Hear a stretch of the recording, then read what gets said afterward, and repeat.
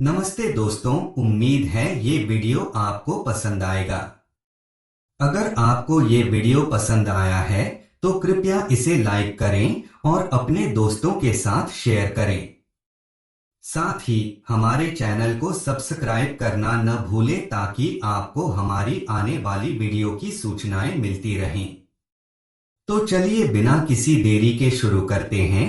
सुखदेव सिंह गोगामेडी की हत्या के लिए मंगलवार का दिन ही क्यों चुना गया? चुनावी परिणाम के बाद वाला दिन ही क्यों चुना गया? क्या ये महज इत्तेफाक था या फिर साजिश का हिस्सा? असल में हमलावर जानबूझकर चुनाव परिणाम के बाद का दिन चुना था, क्योंकि उस समय तक जितने लोगों के प्राइवेट गनर थे उनके लाइसेंसी हथियार चुनाव आचार संहिता की वजह से जमा थे। इसके अलावा चुनाव परिणाम के बाद सीएम की कुर्सी की गहमागहमी चल रही थी, जिस वजह से पुलिस भी ज्यादातर उसी में व्यस्त थी। तीसरी वजह ये भी बताई जा रही है कि सरकार को लेकर असमंजस थी। कांग्रेस चुनाव हार चुकी थी और बीजेपी को बहुमत मिला था। ऐसे में पुलिस ज्यादा अलर्ट नहीं थी, तो बदमाशों शुरुआती समय में आसानी से भागने का मौका मिल गया। सबसे अहम की हत्या अगर चुनाव से पहले या परिणाम से पहले करते तो ज्यादा तनाव बढ़ता और उन्हें खुद के एनकाउंटर का खतरा मंडराने लगता। इसलिए पुलिस के कम अलर्ट होने, सुखदेव सिंह गोगामेडी के गनर के पास हथियार नहीं होने और उनके 2 गनर के छुट्टी पर होने का फायदा उठाकर उस दिन को चुना गया। बताया जा रहा है कि गोगामेडी अक्सर किसी से मुलाकात के लिए एक हाई सिक्योरिटी कमरे में करते थे, जहां हथियार लेकर नहीं जा सकते थे। इसलिए शूटर की साजिश थी कि सुखदेव से मुलाकात उस समय की जाए जब ठीक वो जाने वाला हो। इसलिए शूटर ने नवीन शेखावत के साथ तय समय से देर उनके घर पहुंचे थे। उस समय सुखदेव गोगामेडी घर से निकलने वाले थे। चूंकि नवीन शेखावत अच्छी पहचान वाले थे, इसलिए सुखदेव उनसे मिलने के लिए हाई सिक्योरिटी वाले कमरे की जगह बाहर वाले कमरे की बैठकी में आ गए थे। शूटर इसी जगह मिलना चाहते थे और ये उनकी साजिश का हिस्सा था।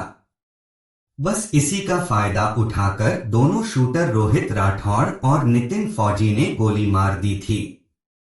इस हमले में नवीन शेखावत की भी हत्या की गई थी।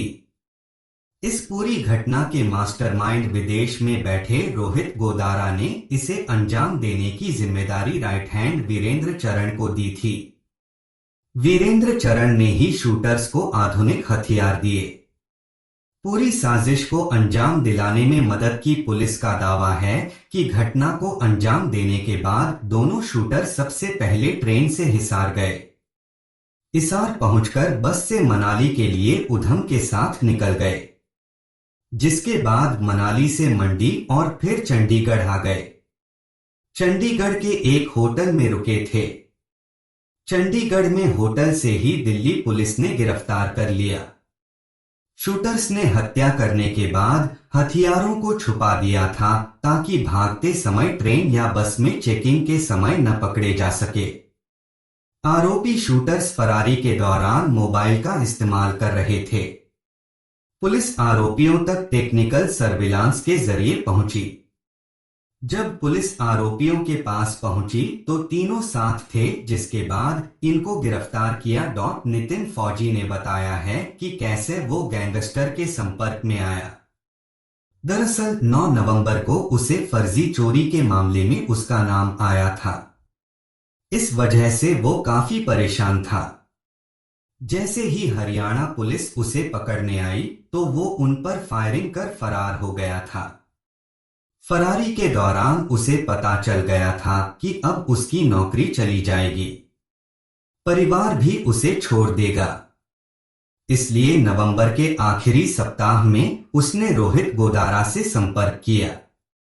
अब रोहित के जरिए चरण और उसके सहयोगी रोनी राजपूत से संपर्क हुआ। इन गैंगस्टर ने नितिन फौजी से कहा कि अगर वो सुखदेव गोगामेडी की हत्या में मदद करेगा तो उसे कनाडा पहुंचाया जाएगा। इसके लिए उसे फर्जी पासपोर्ट से लेकर वीजा की व्यवस्था की जाएगी। सुखदेव गोगामेडी हत्याकांड का मेन मास्टरमाइंड विदेश में बैठा राजस्थान का कुख्यात गैंगस्टर रोहित गोदारा ही है। रोहित गोदारा ने सुखदेव की हत्या का टास्क और शूटर अरेंज करने की जिम्मेदारी अपने राइट हैंड मैन वीरेंद्र चारण को दी थी। इसके बाद वीरेंद्र चारण के साथ राजस्थान की जेल में रोहित राठौड़ बंद था। रोहित रेप के केस में राजस्थान की अजमेर जेल में वीरेंद्र चारण के साथ बंद था, इसलिए दोनों में दोस्ती हो गई थी। रोहित ने पूछताछ में बताया कि उसके ऊपर रेप का केस दर्ज था, जिसमें सुखदेव उसके खिलाफ पैरवी कर रहा था, जिससे वो सुखदेव से गुस्से में था। रोहित के गुस्से का फायदा वीरेंद्र चारण ने उठाया और सुखदेव की हत्या के लिए रोहित को तैयार किया।